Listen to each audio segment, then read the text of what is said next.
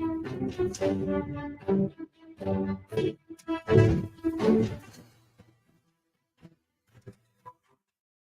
ਸ਼੍ਰੀ ਅਕਾਲ। ਤੁਸੀਂ ਜੁੜੇ ਹੋਏ ਹੋ ਪੰਜਾਬੀ ਰੇਡੀਓ USA ਦੇ ਨਾਲ ਤੇ ਮੈਂ ਹਾਂ ਪ੍ਰਵੀਨ ਸ਼ਰਮਾ ਲੈ ਕੇ ਹਾਜ਼ਰ ਹਾਂ ਪ੍ਰੋਗਰਾਮ ਖਬਰ ਤੇ ਨਜ਼ਰ। ਖਬਰ ਤੇ ਨਜ਼ਰ ਪ੍ਰੋਗਰਾਮ ਦੇ ਵਿੱਚ ਅੱਗੇ ਵਧਣ ਤੋਂ ਪਹਿਲਾਂ ਦੱਸਦੇ ਚੱਲੀਏ ਕਿ ਅੱਜ ਦਾ ਇਹ ਖਬਰ ਤੇ ਨਜ਼ਰ ਪ੍ਰੋਗਰਾਮ ਸਾਲ 2023 ਦੀ 15 ਸਤੰਬਰ ਦਾ ਪ੍ਰੋਗਰਾਮ ਹੈ ਤੇ ਦਿਨ ਅੱਜ ਸ਼ੁੱਕਰਵਾਰ ਹੈ।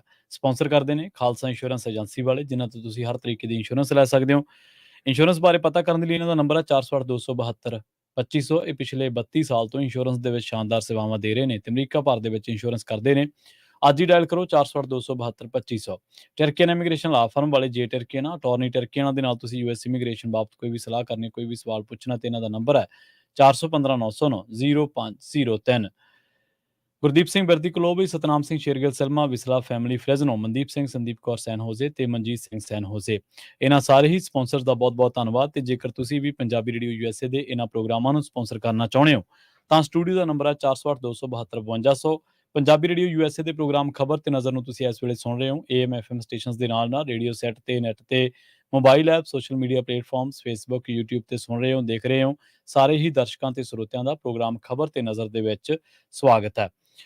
ਖਬਰਾਂ ਦੀ ਸ਼ੁਰੂਆਤ ਕਰਦੇ ਹਾਂ ਪੰਜਾਬ ਦੇ ਨਾਲ ਜੁੜੀਆਂ ਅਹਿਮ ਖਬਰਾਂ ਤੋਂ। ਗੱਲ ਕਰਾਂਗੇ ਵਾਰਿਸ ਪੰਜਾਬ ਦੇ ਜਥੇਬੰਦੀ ਦੇ ਮੁਖੀ ਭਾਈ ਅੰਮ੍ਰਿਤਪਾਲ ਸਿੰਘ ਤੋਂ। ਅੰਮ੍ਰਿਤਪਾਲ ਸਿੰਘ ਦੇ ਡਿਬਰੂਗੜ੍ਹ ਜੇਲ੍ਹ ਦੇ ਵਿੱਚ ਬੰਦ ਸਾਥੀ ਗੁਰਿੰਦਰ ਸਿੰਘ ਔਜਲਾ ਤੇ ਹੋਰਾਂ ਦੀ ਜਿਹੜੀ ਪਟੀਸ਼ਨ ਹੈ ਉਹਦੇ ਤੇ ਹਾਈ ਕੋਰਟ ਦੇ ਵਿੱਚ ਸੁਣਵਾਈ ਨਹੀਂ ਕੀਤੀ ਜਾ ਸਕੀ। ਹਾਈ ਕੋਰਟ ਦੁਆਰਾ ਹੁਣ ਅਗਲੀ ਤਰੀਕ ਦੇ ਉੱਤੇ ਸੁਣਵਾਈ ਜਿਹੜੀ ਇਹਦੀ ਕੀਤੀ ਜਾਣੀ ਹੈ। ਇਸ ਮਾਮਲੇ ਦੀ ਪਟੀਸ਼ਨ ਜਿਹੜੇ ਕਰਤਾ ਨੇ ਉਹਨਾਂ ਨੇ ਜਿਹੜੀ ਪਟੀਸ਼ਨ ਦਾਇਰ ਕੀਤੀ ਹੈ ਉਹਦੇ ਵਿੱਚ ਪੰਜਾਬ ਪੁਲਿਸ ਦੁਆਰਾ ਉਹਨਾਂ ਤੇ ਲਾਏ ਗਏ NSA ਨੂੰ ਹਾਈ ਕੋਰਟ ਦੇ ਵਿੱਚ ਚੁਣੌਤੀ ਦਿੱਤੀ ਹੈ ਤੇ ਉਹਨਾਂ ਦੇ ਸਾਰੇ ਸਾਥੀਆਂ ਦੇ ਉੱਤੇ NSA ਦੀ ਲਾਉਣ ਦੀ ਜਿਹੜੀ ਕਾਰਵਾਈ ਹੈ ਉਹਨੂੰ ਗੈਰ ਕਾਨੂੰਨੀ ਕਰਾਰ ਦਿੱਤਾ ਹੈ। ਇਸ ਦੇ ਵਿੱਚ ਪੰਜਾਬ ਤੇ ਕੇਂਦਰ ਸਰਕਾਰ ਨੇ ਹੁਣ ਆਪਣਾ ਜਵਾਬ ਦਾਇਰ ਕਰਨਾ ਹੈ। ਇਸ ਤੋਂ ਪਹਿਲਾਂ ਪਟੀਸ਼ਨਰ ਗੁਰਿੰਦਰ ਔਜਲਾ ਦੁਆਰਾ ਪਟੀਸ਼ਨ ਦੇ ਵਿੱਚ ਇਹ ਗੱਲ ਕਹੀ ਗਈ ਸੀਗੀ ਕਿ ਪੰਜਾਬ ਸਰਕਾਰ ਇਸ ਗੱਲ ਦਾ ਜਵਾਬ ਦੇਵੇ ਕਿ ਉਸ ਨੇ NSA ਕਿਉਂ ਲਾਇਆ। ਔਜਲਾ ਨੇ ਕਿਹਾ ਕਿ ਸਰਕਾਰ ਦੁਆਰਾ ਅੰਮ੍ਰਿਤਪਾਲ ਨੂੰ ਗ੍ਰਿਫਤਾਰ ਕਰਨ ਦੇ ਲਈ ਮੁਹਿੰਮ ਚਲਾਈ ਗਈ। ਇਸ ਮੁਹਿੰਮ ਦੇ ਤਹਿਤ ਉਹਨੂੰ ਵੀ ਚਪੇਟ ਦੇ ਵਿੱਚ ਲਿਆ ਗਿਆ। ਗੁਰਿੰਦਰ ਸਿੰਘ ਔਜਲਾ ਤੋਂ ਇਲਾਵਾ ਪ੍ਰਧਾਨ ਮੰਤਰੀ ਬਾਜਕੇ, ਗੁਰਮੀਤ ਸਿੰਘ ਬੁੱਕਣਵਾਲਾ, ਕੁਲਵੰਤ ਸਿੰਘ ਰਾਇਓਕੇ ਅਤੇ ਬਸੰਤ ਸਿੰਘ ਨੇ ਵੀ ਕਾਰਵਾਈ ਨੂੰ ਗੈਰ ਕਾਨੂੰਨੀ ਦੱਸਦਿਆਂ ਜਿਹੜੀ ਪਟੀਸ਼ਨ ਆ ਉਹ ਦਾਇਰ ਕੀਤੀ ਸੀ। ਦਾਇਰ ਪਟੀਸ਼ਨ ਦੇ ਵਿੱਚ ਇਹ ਗੱਲ ਦੱਸੀ ਗਈ ਹੈ ਕਿ ਅੰਮ੍ਰਿਤਪਾਲ ਸਿੰਘ ਦੀ ਗ੍ਰਿਫਤਾਰੀ ਦੇ ਲਈ ਪੰਜਾਬ ਸਰਕਾਰ ਦੁਆਰਾ ਮੁਹਿੰਮ ਚਲਾਈ ਗਈ, ਫਿਰ ਉਹਦੇ ਸਾਥੀਆਂ ਤੇ ਸ਼ਿਕੰਜਾ ਕੱਸਿਆ ਗਿਆ, ਫਿਰ ਵੀ ਉਹਨੂੰ ਨਿਸ਼ਾਨੇ ਤੇ ਲਿਆ ਗਿਆ। ਇੱਥੋਂ ਤੱਕ ਕਿ ਉਹਦੇ ਖਿਲਾਫ ਨੈਸ਼ਨਲ ਸਿਕਿਉਰਿਟੀ ਐਕਟ ਦੇ ਤਹਿਤ ਕੇਸ ਦਰਜ ਕੀਤਾ ਗਿਆ। ਗੁਰਿੰਦਰ ਔਜਲਾ ਨੇ ਆਪਣੀ ਪਟੀਸ਼ਨ ਦੇ ਵਿੱਚ ਇਹ ਗੱਲ ਕਹੀ ਹੈ ਕਿ ਇਸ ਕਾਰਵਾਈ ਤੋਂ ਬਾਅਦ ਉਸ ਨੂੰ ਗ੍ਰਿਫਤਾਰ ਕਰਕੇ ਅਸਾਮ ਦੀ ਡਿਬਰੂਗੜ੍ਹ ਜੇਲ੍ਹ ਦੇ ਵਿੱਚ ਭੇਜਿਆ ਗਿਆ। ਪਟੀਸ਼ਨਰ ਨੇ ਇਹ ਵੀ ਗੱਲ ਕਹੀ ਹੈ ਕਿ ਉਹਦੇ ਖਿਲਾਫ ਇਹ ਕਾਰਵਾਈ ਤੈਅ ਕਾਨੂੰਨੀ ਪ੍ਰਕਿਰਿਆ ਦੇ ਤਹਿਤ ਬਿਲਕੁਲ ਨਹੀਂ ਆਉਂਦੀ। ਪਟੀਸ਼ਨਰ ਨੇ ਇਸ ਕਾਰਵਾਈ ਨੂੰ ਪੂਰੇ ਤੌਰ ਤੇ ਗੈਰ ਕਾਨੂੰਨੀ ਦੱਸਦਿਆਂ ਇਸ ਨੂੰ ਖਾਰਜ ਕਰਨ ਦੀ ਮੰਗ ਕੀਤੀ ਹੈ। ਵਧਦੇ ਅਗਲੀ ਖਬਰ ਦੇ ਵੱਲ ਗੱਲ ਕਰਦੇ ਹਾਂ ਪੰਜਾਬ ਦੇ ਉੱਤੇ ਕਰਜ਼ੇ ਦੀ। ਪੰਜਾਬ ਦੇ ਉੱਤੇ ਪਿਛਲੇ ਕਈ ਸਾਲਾਂ ਤੋਂ ਕਰਜ਼ੇ ਦਾ ਬੋਝ ਲਗਾਤਾਰ ਵਧਦਾ ਜਾ ਰਿਹਾ ਹੈ। ਹੁਣ ਹਾਲਾਤ ਇਹ ਬਣ ਚੁੱਕੇ ਨੇ ਕਿ ਪੰਜਾਬ ਦੀ ਕੁੱਲ ਕਮਾਈ ਦਾ 22% ਹਿੱਸਾ ਸਿਰਫ ਵਿਆਜ ਦੇ ਭੁਗਤਾਨ ਦੇ ਵਿੱਚ ਹੀ ਜਾ ਰਿਹਾ। ਸੂਬੇ ਦੇ ਵਿੱਚ ਜਿਹੜੀ ਸਕਲ ਘਰੇਲੂ ਉਤਪਾਦ, ਜਿਹਨੂੰ ਅਸੀਂ GDP ਕਹਿ ਦਿੰਦੇ ਹਾਂ, ਕੁੱਲ ਘਰੇਲੂ ਉਤਪਾਦਨ, ਉਹਦਾ 47% ਕਰਜ਼ਾ ਬਣਦਾ ਹੈ। ਇਹ ਖੁਲਾਸਾ ਬੈਂਕ ਆਫ ਬੜੌਦਾ ਦੀ ਇੱਕ ਰਿਪੋਰਟ ਦੇ ਵਿੱਚ ਹੋਇਆ ਹੈ। ਪੰਜਾਬ ਦੇ ਵਿੱਚ ਦੇਸ਼ ਦੇ ਦੂਜੇ ਸੂਬਿਆਂ ਦੇ ਮੁਕਾਬਲੇ ਸਾਰਿਆਂ ਨਾਲੋਂ ਜ਼ਿਆਦਾ ਕਰਜ਼ਾ ਦੱਸਿਆ ਗਿਆ, ਜਦਕਿ ਰਿਜ਼ਰਵ ਬੈਂਕ ਦੇ ਨਿਯਮਾਂ ਦੇ ਮੁਤਾਬਕ ਕਰਜ਼ਾ GDP ਦੇ ਮੁਤਾਬਕ 20% ਤੋਂ ਘੱਟ ਹੋਣਾ ਚਾਹੀਦਾ ਹੈ। ਪਰ ਇਹ ਮਾਪਦੰਡ ਜਿਹੜਾ ਉਹ ਸਿਰਫ 3 ਰਾਜਾਂ ਉੜੀਸਾ, ਗੁਜਰਾਤ ਅਤੇ ਮਹਾਰਾਸ਼ਟਰ ਹੀ ਪੂਰਾ ਕਰਦੇ ਆ, ਜਦਕਿ ਦੂਜੇ ਸੂਬੇ ਕਰਜ਼ੇ ਦੇ ਬੋਝ ਦੇ ਹੇਠਾਂ ਦੱਬੇ ਹੋਏ ਨੇ, ਜਿਨ੍ਹਾਂ ਦੇ ਵਿੱਚੋਂ ਪੰਜਾਬ ਸਭ ਤੋਂ ਉੱਪਰ ਹੈ। ਦੂਜੇ ਨੰਬਰ ਤੇ ਬਿਹਾਰ ਤੇ ਰਾਜਸਥਾਨ ਤੀਜੇ ਨੰਬਰ ਤੇ ਹੈ। ਦੱਸਿਆ ਗਿਆ ਹੈ ਕਿ ਪੰਜਾਬ ਦੇ ਵਿੱਚ 47% ਕਰਜ਼ਾ ਕੁੱਲ GDP ਦਾ। ਇਸੇ ਤਰ੍ਹਾਂ ਹਰਿਆਣਾ ਦੇ ਵਿੱਚ GDP ਦੀ ਤੁਲਨਾ ਦੇ ਵਿੱਚ 26% ਕਰਜ਼ਾ ਹੈ। 19.5% ਕਮਾਈ ਤੋਂ ਜਿਹੜਾ ਵਿਆਜ ਆ ਉਹ ਹਰਿਆਣਾ ਦੇ ਰਿਹਾ। ਮੁੱਖ ਮੰਤਰੀ ਪੰਜਾਬ ਹਰ ਮੰਚ ਤੇ ਹਰ ਰੈਲੀ ਦੇ ਦੌਰਾਨ ਪੰਜਾਬ ਸਰਕਾਰ ਦਾ ਖਜ਼ਾਨਾ ਪੂਰੀ ਤਰ੍ਹਾਂ ਭਰੇ ਹੋਣ ਦਾ ਦਾਅਵਾ ਕਰਦੇ ਨੇ। ਉਹ ਪੁਰਾਣੀਆਂ ਸਰਕਾਰਾਂ ਉੱਤੇ ਉਹਨਾਂ ਦੇ ਕਾਰਜਕਾਲ ਦੇ ਵਿੱਚ ਸੂਬੇ ਦਾ ਖਜ਼ਾਨਾ ਹਮੇਸ਼ਾ ਖਾਲੀ ਹੋਣ ਦਾ ਤੰਜ਼ ਵੀ ਕੱਸਦੇ ਰਹੇ ਨੇ। ਹੁਣ ਸਾਹਮਣੇ ਆਈ ਇਸ ਬੈਂਕ ਦੀ ਰਿਪੋਰਟ ਦੇ ਵਿੱਚ ਸਪਸ਼ਟ ਹੈ ਕਿ ਪੰਜਾਬ ਦੀ ਜਿਹੜੀ ਵਿੱਤੀ ਸਥਿਤੀ ਹੈ ਉਹ ਇੰਨੀ ਮਜ਼ਬੂਤ ਨਹੀਂ ਹੈ। ਉਹ ਰਿਜ਼ਰਵ ਬੈਂਕ ਤੋਂ ਆਪਣੇ ਜਿਹੜੇ ਰੂਲ ਨੇ ਉਹਨਾਂ ਦੇ ਮਾਪਦੰਡ ਦੇ ਮੁਤਾਬਕ ਕਰਜ਼ GDP ਦਾ ਜਿਹੜਾ ਸੰਤੁਲਨ, ਅਨੁਪਾਤ ਸੰਤੁਲਨ ਆ, ਉਹ ਬਣਾ ਸਕੇ। ਪੰਜਾਬ ਸਰਕਾਰ ਫਿਲਹਾਲ ਸੂਬੇ ਦੇ ਵਿੱਚ ਕਰਜ਼ ਮੁਕਤ ਬਣਾਉਣ ਦੇ ਲਈ ਕੋਈ ਵਿਆਪਕ ਸਕੀਮ ਨਹੀਂ ਲਿਆ ਸਕੀ।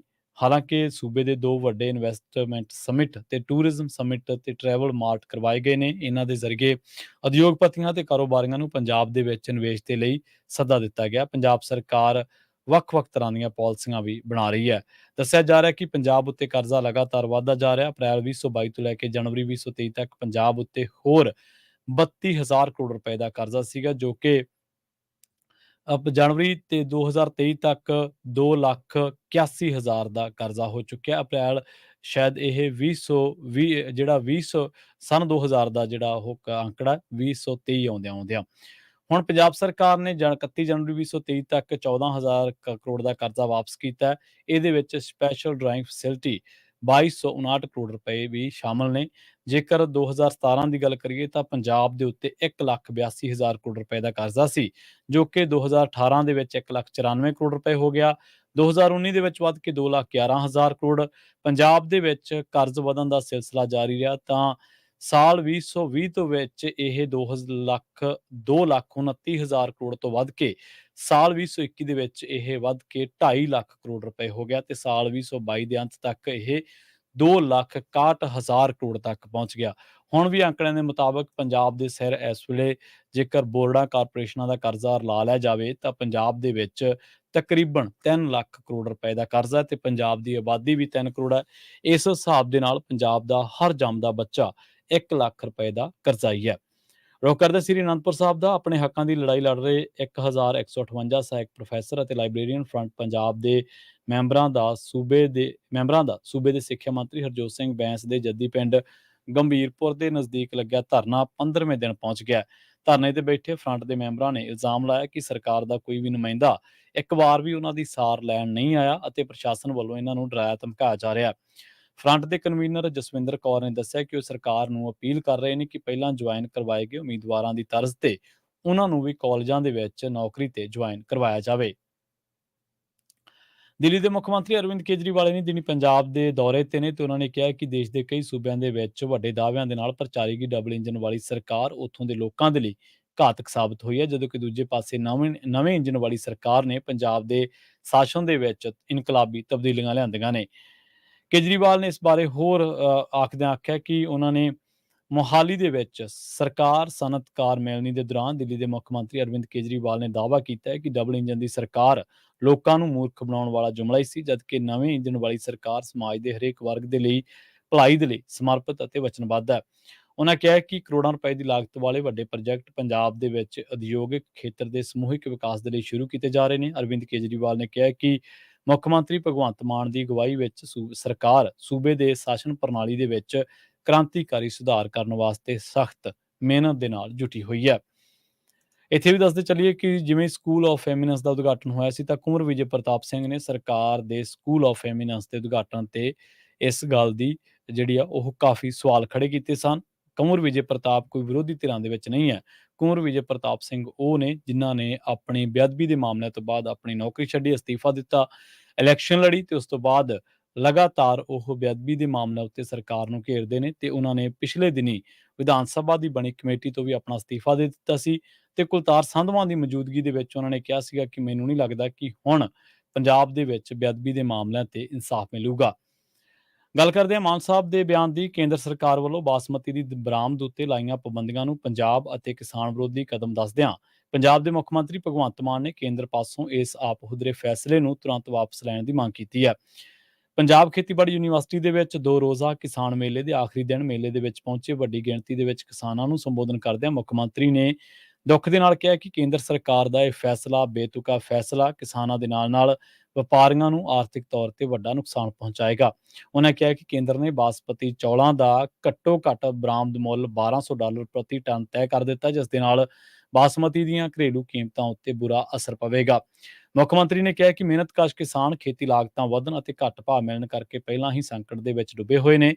ਭਗਵੰਤ ਮਾਨ ਨੇ ਕਿਹਾ ਕਿ ਦੇਸ਼ ਦੇ ਵਿੱਚ ਬਾਸਮਤੀ ਦਾ ਸਭ ਤੋਂ ਵੱਡਾ ਉਤਪਾਦਨ ਪੰਜਾਬ ਦੇ ਵਿੱਚ ਹੁੰਦਾ ਹੈ ਅਤੇ ਕੇਂਦਰ ਸਰਕਾਰ ਦਾ ਇਹ ਫੈਸਲਾ ਸਾਡੇ ਕਿਸਾਨਾਂ ਦੇ ਹਿੱਤਾਂ ਨੂੰ ਬੁਰੀ ਤਰ੍ਹਾਂ ਦੇ ਨਾਲ ਪ੍ਰਭਾਵਿਤ ਕਰੇਗਾ।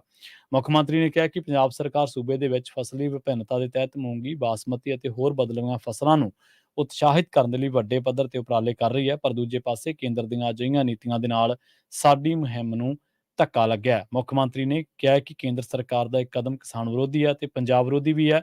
ਜਿਸ ਦੀ ਸੂਬਾ ਸਰਕਾਰ ਵੱਲੋਂ ਜ਼ੋਰਦਾਰ ਮੁਖਾਲਫਤ ਕੀਤੀ ਜਾਵੇਗੀ। ਉਨ੍ਹਾਂ ਕਿਹਾ ਕਿ ਪੰਜਾਬ ਸਰਕਾਰ ਕੇਂਦਰੀ ਪਾਬੰਦੀਆਂ ਦੇ ਮੱਦੇਨਜ਼ਰ ਬਾਸਮਤੀ ਚੌਲ ਪੱਛਮੀ ਬੰਗਾਲ, ਕੇਰਲਾ ਵਰਗੇ ਸੂਬਿਆਂ ਨੂੰ ਵੇਚਣ ਉੱਤੇ ਵੀ ਗੌਰ ਕਰ ਰਹੀ ਹੈ। ਭਗਵੰਤ ਮਾਨ ਨੇ ਕਿਹਾ ਕਿ ਇਹ ਕਿੰਨੇ ਦੁੱਖ ਦੀ ਗੱਲ ਹੈ ਕਿ ਦੇਸ਼ ਦੇ ਅੰਨ ਭੰਡਾਰ ਨੱਕੋ ਨੱਕ ਭਰਨ ਵਾਲੇ ਪੰਜਾਬ ਦੇ ਕਿਸਾਨਾਂ ਉੱਤੇ ਪਾਬੰਦੀਆਂ ਥੋਪੀਆਂ ਜਾ ਰਹੀਆਂ ਨੇ, ਜਿਸ ਨੂੰ ਕਿਸੇ ਵੀ ਕੀਮਤ ਉੱਤੇ ਬਰਦਾਸ਼ਤ ਨਹੀਂ ਕਰਾਂਗੇ। ਕੇਂਦਰ ਸਰਕਾਰ ਦੇ ਇੱਕ ਹੋਰ ਪੰਜਾਬ ਵਿਰੋਧੀ ਫੈਸਲੇ ਦਾ ਜ਼ਿਕਰ ਕਰਦਿਆਂ ਮੁੱਖ ਮੰਤਰੀ ਨੇ ਕੇਂਦਰ ਸਰਕਾਰ ਨੇ ਸੂਬੇ ਦਾ ਦਿਹਾਤੀ ਵਿਕਾਸ ਫੰਡ ਦਾ 3622 ਕਰੋੜ ਰੁਪਏ ਦਾ ਫੰਡ ਰੋਕਿਆ ਹੋਇਆ। ਉਹਨਾਂ ਕਿਹਾ ਕਿ ਸੂਬੇ ਦੀਆਂ ਪਿਛਲੀਆਂ ਸਰਕਾਰਾਂ ਨੇ ਇਹਨਾਂ ਫੰਡਾਂ ਦੀ ਦੁਰਵਰਤੋਂ ਕੀਤੀ ਸੀ, ਜਿਸ ਕਰਕੇ ਹੁਣ ਖਮਿਆਜ਼ਾ ਪੇਂਡੂ ਖੇਤਰ ਦੇ ਲੋਕਾਂ ਨੂੰ ਭੁਗਤਣਾ ਪੈ ਰਿਹਾ। ਉਹਨਾਂ ਕਿਹਾ ਕਿ ਜੇਕਰ ਕੇਂਦਰ ਸਰਕਾਰ ਆਰਡੀਐਫ ਦਾ ਇਹ ਫੰਡ ਜਾਰੀ ਕਰ ਦਿੰਦੀ ਹੈ ਤਾਂ ਸੂਬੇ ਦੇ ਪੇਂਡੂ ਖੇਤਰ ਦੀਆਂ 67,000 ਕਿਲੋਮੀਟਰ ਲਿੰਕ ਸੜਕਾਂ ਅਤੇ ਹੋਰ ਬੁਨਿਆਦੀ ਢਾਂਚੇ ਦੀ ਕਾਇਆ ਕਲਪ ਕਰ ਦਿੱਤੀ ਜਾਵੇਗੀ। ਝੋਨੇ ਦੀ ਪਰਾਲੀ ਸਾੜਨ ਦੀ ਸਮੱਸਿਆ ਬਾਰੇ ਮੁੱਖ ਮੰਤਰੀ ਨੇ ਕਿਹਾ ਕਿ ਉਹਨਾਂ ਕੇਂਦਰ ਨੂੰ ਸੁਝਾਅ ਦਿੱਤਾ ਸੀ ਕਿ ਕਿਸਾਨਾਂ ਨੂੰ ਪਰਾਲੀ ਦੇ ਨਿਪਟਾਰੇ ਦੇ ਲਈ 2500 ਰੁਪਏ ਪ੍ਰਤੀ ਏਕੜ ਦੀ ਆਰਥਿਕ ਸਹਾਇਤਾ ਦਿੱਤੀ ਜਾਵੇ, ਜਿਸ ਦੇ ਵਿੱਚ 1500 ਰੁਪਏ ਕੇਂਦਰ ਅਤੇ 1000 ਰੁਪਏ ਸੂਬਾ ਸਰਕਾਰ ਅਦਾ ਕਰੇਗੀ। ਪਰ ਕੇਂਦਰ ਸਰਕਾਰ ਨੇ ਇਸ ਸੁਝਾਅ ਦੇ ਨਾਲ ਸਹਿਮਤੀ ਪ੍ਰਗਟਾਉਣ ਦੀ ਬਜਾਏ ਇਸ ਨੂੰ ਰੱਦ ਕਰ ਦਿੱਤਾ ਹੈ। ਉਧਰ ਦੂਜੇ ਪਾਸੇ ਸਾਬਕਾ ਮੈਂਬਰ ਪਾਰਲੀਮੈਂਟ ਅਤੇ ਪੰਜਾਬ ਭਾਜਪਾ ਦੇ ਪ੍ਰਧਾਨ ਸੁਨੀਲ ਜਾਖੜ ਨੇ ਇਹ ਗੱਲ ਕਹੀ ਹੈ ਕਿ ਸੂਬੇ ਦੇ ਮੁੱਖ ਮੰਤਰੀ ਵੱਲੋਂ ਫੋਕਲ ਪੁਆਇੰਟਾਂ ਤੇ ਨਵੀਆਂ ਪੁਲਿਸ ਚੌਕੀਆਂ ਸਥਾਪਿਤ ਕਰਨ ਦਾ ਫੈਸਲਾ ਸੂਬੇ ਭਰ ਦੇ ਵਿੱਚ ਅਮਨ ਕਾਨੂੰਨ ਦੀ ਵਿਗੜ ਰਹੀ ਸਥਿਤੀ ਦਾ ਪ੍ਰਮਾਣ ਹੈ ਅਤੇ ਇਹਨਾਂ ਹਾਲਾਤਾਂ ਨੇ ਰਾਜ ਦੀ ਆਰਥਿਕ ਸੰਭਾਵਨਾਵਾਂ ਤੇ ਬੁਰਾ ਪ੍ਰਭਾਵ ਪਾਇਆ। ਭਾਜਪਾ ਦੇ ਸੀਨੀਅਰ ਨੇਤਾ ਨੇ ਇੱਕ ਬਿਆਨ ਦੇ ਵਿੱਚ ਕਿਹਾ ਕਿ ਕਿਸੇ ਵੀ ਜ਼ਿਲ੍ਹੇ ਦੀ ਯਾਤਰਾ ਕਰਦੇ ਹਾਂ ਤਾਂ ਲੋਕਾਂ ਦੇ ਵਿੱਚ ਸੁਰੱਖਿਆ ਪ੍ਰਤੀ ਚਿੰਤਾਵਾਂ ਨੇ ਅਤੇ ਲੋਕਾਂ ਦਾ ਅਮਨ ਕਾਨੂੰਨ ਵਿਵਸਥਾ ਦੇ ਵਿੱਚ ਭਰੋਸਾ ਜਾਂਦਾ ਰਿਹਾ। ਉਹਨਾਂ ਕਿਹਾ ਕਿ ਲੋਕਾਂ ਨੂੰ ਸੁਰੱਖਿਆ ਮੁਹੱਈਆ ਕਰਵਾਉਣੀ ਸਰਕਾਰ ਦੀ ਮੁੱਢਲੀ ਜ਼ਿੰਮੇਵਾਰੀ ਹੈ, ਪਰ ਮਾਨ ਸਰਕਾਰ ਇਸ ਦੇ ਵਿੱਚ ਪੂਰੀ ਤਰ੍ਹਾਂ ਦੇ ਨਾਲ ਅਸਫਲ ਸਿੱਧ ਹੋਈ ਹੈ। ਸੂਬਾ ਸਰਕਾਰ ਤੇ ਤਿੱਖਾ ਹਮਲਾ ਕਰਦੇ ਹੋਏ ਜਾਖੜ ਨੇ ਕਿਹਾ ਕਿ ਜਿਸ ਪੁਲਿਸ ਨੇ ਵੱਡੀ ਬਹਾਦਰੀ ਅਤੇ ਕੁਰਬਾਨੀ ਦੇ ਨਾਲ ਪੰਜਾਬ ਦੇ ਵਿੱਚੋਂ ਕਈ ਬੁਰਾਈਆਂ ਨੂੰ ਖਤਮ ਕੀਤਾ ਹੋਵੇ, ਮੌਜੂਦਾ ਸਰਕਾਰ ਨੇ ਸਾਡੀ ਉਸੇ ਪੰਜਾਬ ਪੁਲਿਸ ਦੇ ਮਨੋਬਲ ਅਤੇ ਆਤਮਾ ਨੂੰ ਡੇਗ ਦਿੱਤਾ ਹੈ। ਨਿੱਤ ਦਿਨ ਹੋ ਰਹੀਆਂ ਕਤਲਾਂ ਅਤੇ ਲੁੱਟਾਂ ਖੋਹਾਂ ਦੀਆਂ ਵਾਰਦਾਤਾਂ ਕਰਕੇ ਉਹਨਾਂ ਕਿਹਾ ਕਿ ਅੱਜ ਸਾਰਾ ਪੰਜਾਬ ਦਹਿਸ਼ਤ ਅਤੇ ਅਸੁਰੱਖਿਆ ਦੀ ਮਾਰ ਦੇ ਹੇਠ ਹੈ। ਜਾਖੜ ਨੇ ਕਿਹਾ ਕਿ ਕੋਈ ਵੀ ਪੰਜਾਬ ਦੇ ਵਿੱਚ ਉਦਯੋਗ ਨਹੀਂ ਲਾਉਣਾ ਚਾਹੁੰਦਾ ਕਿਉਂਕਿ ਕਿਸੇ ਨੂੰ ਵੀ ਜਾਣ ਦੀ ਸੁਰੱਖਿਆ ਨਹੀਂ ਹੈ। ਜਾਖੜ ਨੇ ਕਿਹਾ ਕਿ ਬੇਸ਼ੱਕ ਪੰਜਾਬ ਦੇ ਵਿੱਚ ਸਭ ਤੋਂ ਵਧੀਆ ਪੁਲਿਸ ਫੋਰਸ ਹੈ ਤੇ ਜਿਸ ਚੀਜ਼ ਦੀ ਕਮੀ ਹੈ ਉਹ ਹੈ ਆਮ ਆਦਮੀ ਪਾਰਟੀ ਦੀ ਸਰਕਾਰ ਵੱਲੋਂ ਦਿੱਤੀ ਗਈ ਕਮਜ਼ੋਰ ਲੀਡਰਸ਼ਿਪ ਅਤੇ ਕਮਾਂਡ। ਵਧਦੇ ਹਾਂ ਅਗਲੀ ਖਬਰ ਦੇ ਵੱਲ, ਗੱਲ ਕਰਾਂਗੇ ਪ੍ਰਤਾਪ ਸਿੰਘ ਬਾਜਵਾ ਦੇ ਬਿਆਨ ਦੀ। ਵਿਰੋਧੀ ਧਿਰ ਦੇ ਆਗੂ ਪ੍ਰਤਾਪ ਸਿੰਘ ਬਾਜਵਾ ਨੇ ਆਮ ਆਦਮੀ ਪਾਰਟੀ ਦੇ ਕੌਮੀ ਕਨਵੀਨਰ ਅਤੇ ਦਿੱਲੀ ਦੇ ਮੁੱਖ ਮੰਤਰੀ ਅਰਵਿੰਦ ਕੇਜਰੀਵਾਲ ਤੇ ਭਾਜਪਾ ਦੀ ਲੀਡ ਤੇ ਚੱਲਣ ਦਾ ਦੋਸ਼ ਲਾਇਆ। ਬਾਜਵਾ ਨੇ ਕਿਹਾ ਕਿ ਅੰਮ੍ਰਿਤਸਰ ਦੇ ਵਿੱਚ ਰੈਲੀ ਦੇ ਦੌਰਾਨ ਦਿੱਲੀ ਦੇ ਮੁੱਖ ਮੰਤਰੀ ਅਰਵਿੰਦ ਕੇਜਰੀਵਾਲ ਨੇ ਇੱਕ ਰਾਸ਼ਟਰ ਇੱਕ ਸਿੱਖਿਆ ਦੀ ਤਜਵੀਜ਼ ਪੇਸ਼ ਕੀਤੀ ਹੈ, ਜੋ ਕਿ ਭਾਜਪਾ ਦੀ ਹੀ ਸਕੀਮ ਹੈ। ਉਹਨਾਂ ਕਿਹਾ ਕਿ ਭਾਜਪਾ ਵੀ ਬਹੁਤ ਸੱਭਿਆਚਾਰ, ਬਹੁਤ ਧਰਮ ਅਤੇ ਬਹੁਤ ਨਸਲੀ ਭਾਰਤ ਤੇ ਇੱਕ ਹੋਣ ਦਾ ਵਿਚਾਰ ਥੋਪ ਰਹੀ ਹੈ ਅਤੇ ਇਹ ਭਾਜਪਾ ਦਾ ਹੀ ਏਜੰਡਾ ਹੈ। ਉਹਨਾਂ ਕਿਹਾ ਕਿ ਭਗਵਾ ਪਾਰਟੀ ਇੱਕ ਰਾਸ਼ਟਰ ਇੱਕ ਮੰਡੀ, ਇੱਕ ਰਾਸ਼ਟਰ ਇੱਕ ਚੋਣ, ਯੂਨੀਵਰਸਲ ਸਿਵਲ ਕੋਡ ਸਮੇਤ ਤਰਕਹੀਣ ਵਿਚਾਰਾਂ ਦਾ ਪ੍ਰਚਾਰ ਕਰਨ ਤੇ ਤੁਲੀ ਹੋਈ ਹੈ। ਬਾਜਵਾ ਨੇ ਕਿਹਾ ਕਿ ਸਿੱਖਿਆ ਸੂਬੇ ਦਾ ਵਿਸ਼ਾ ਹੈ, ਵੱਖ-ਵੱਖ ਸੂਬਿਆਂ ਦੇ ਬੱਚਿਆਂ ਦੀਆਂ ਵੱਖ-ਵੱਖ ਲੋੜਾਂ ਨੇ ਅਤੇ ਇੱਕ ਸਿੱਖਿਆ ਪ੍ਰਣਾਲੀ ਸਾਰਿਆਂ ਤੇ ਥੋਪੀ ਨਹੀਂ ਜਾ ਸਕਦੀ। ਉਹਨਾਂ ਕਿਹਾ ਕਿ ਪੰਜਾਬ ਦੀ ਆਮ ਆਦਮੀ ਪਾਰਟੀ ਦੀ ਸਰਕਾਰ ਪਿਛਲੀ ਕਾਂਗਰਸ ਸਰਕਾਰ ਵੱਲੋਂ ਲਿਆਂਦੇ ਗਏ ਸੁਧਾਰਾਂ ਦਾ ਸਿਹਰਾ ਲੈ ਰਹੀ ਹੈ। ਅਖੌਤੀ ਸਕੂਲ ਆਫ ਐਮੀਨੈਂਸ ਦਾ ਉਦਘਾਟਨ ਦਿੱਲੀ ਦੇ ਮੁੱਖ ਮੰਤਰੀ ਨੇ ਕੀਤਾ ਸੀ, ਜਦ ਕਿ ਇਹ ਪਹਿਲਾਂ ਹੀ ਸਮਾਰਟ ਸਕੂਲ ਸੀ ਅਤੇ ਵਧੀਆ ਪ੍ਰਦਰਸ਼ਨ ਕਰ ਰਿਹਾ ਸੀ। ਆਪ ਸਰਕਾਰ ਨੇ ਇਸ ਇਮਾਰਤ ਦੀ ਦਿੱਖ ਬਦਲ ਕੇ ਇਸ ਨੂੰ ਸਕੂਲ ਆਫ ਐਮੀਨੈਂਸ ਕਰ ਦਿੱਤਾ ਹੈ। ਰੁਕ ਕਰਦੇ ਹਾਂ ਕੁਝ ਕੌਮੀ ਖਬਰਾਂ ਦਾ, ਗੱਲ ਕਰਾਂਗੇ ਦਿੱਲੀ ਦੇ ਸਾਬਕਾ ਉਪ ਮੁੱਖ ਮੰਤਰੀ ਮਨੀਸ਼ ਸਿਸੋਦੀਆ ਦੇ ਮਾਮਲੇ ਦੀ। ਸੁਪਰੀਮ ਕੋਰਟ ਨੇ ਦਿੱਲੀ ਦੇ ਸਾਬਕਾ ਉਪ ਮੁੱਖ ਮੰਤਰੀ ਮਨੀਸ਼ ਸਿਸੋਦੀਆ ਦੀ ਜ਼ਮਾਨਤ ਪਟੀਸ਼ਨ ਤੇ ਸੁਣਵਾਈ 4 ਅਕਤੂਬਰ ਤੱਕ ਢਾਲ ਦਿੱਤੀ ਹੈ।